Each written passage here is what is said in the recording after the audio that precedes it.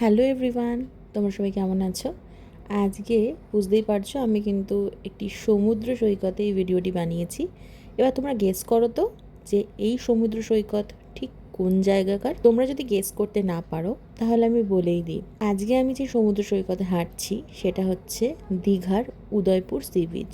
হ্যাঁ, আমরা সবাই মিলে চলে গিয়েছিলাম দীঘাতে, সেটা অনেক ভিডিওই আমি আপলোড করেছি, বাট আজকের এই ভিডিওটা পুরোপুরি কিন্তু উদয়পুরকে নিয়েই। তো চলো একটু ঘুরে দেখা যাক উদয়পুর সি বিচ।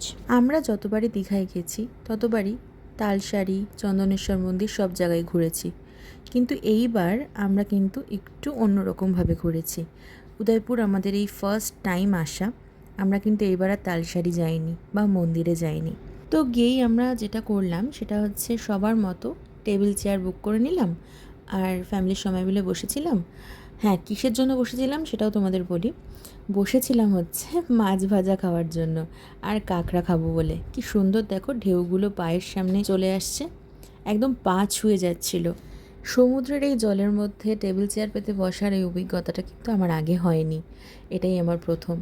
তো আমি দারুণ এনজয় করছিলাম আর আমার পা কিন্তু ফুলে ঢোল হয়ে গিয়েছিল, জার্নি হলে যেরকম হয় আর কি। তো তারপরেই কিন্তু আমাদের টেবিলে চলে এলো একদম লাল লাল ঝাল ঝাল কাঁকড়া। তো এতটাই টেস্টি ছিল এই ফার্স্ট লটের কাঁকড়াটা, এরপর আমরা কতবার যে নিয়েছি তার কোনো আইডিয়া নেই। তো আমরা সবাই মিলেই ভাগাভাগি করে খেতে লাগলাম, আর এই সমুদ্রের দৃশ্য দেখতে দেখতে খাওয়ার একটা মজাই কিন্তু আলাদা। তো যথারীতি এই ফার্স্ট টাইম যেহেতু এই অভিজ্ঞতাটা হলো, সেহেতু একটা আলাদাই এক্সপিরিয়েন্স আমার। শুধুমাত্র যে কাঁকড়া খেয়েছি তাই নয়, আমুদি মাছ ছিল আর চিংড়ি মাছও ছিল। আমুদি মাছটা কিন্তু ফ্রাই করা ছিল।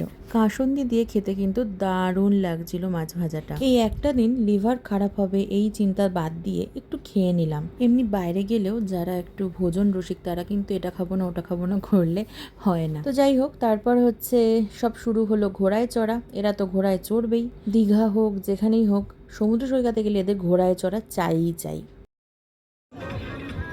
এই এই এই দেখে নিলে তো? আর এইটা কিন্তু আমি ক্যাপচার করে ফেলেছি যে দুজনের মধ্যে কেউই খেয়াল করেনি। তারপরে কিন্তু আমরা খেয়ে নিলাম ডিম টোস্ট, খিদে পাচ্ছিল। এটা কিন্তু অনেক সময় পরে, মানে কাঁকড়া ফাঁকড়া খাওয়ার অনেকটা পরে।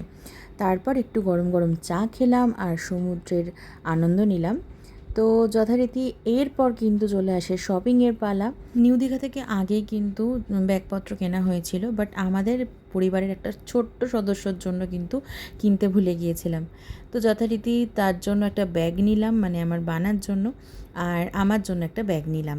তো এই করেই আজকে আমাদের পুরো দিনটা কাটলো। উদয়পুরের এই ছোট্ট ভিডিওটা ভালো লাগলে অবশ্যই ফলো অ্যান্ড সাবস্ক্রাইব করে দিও। বাই।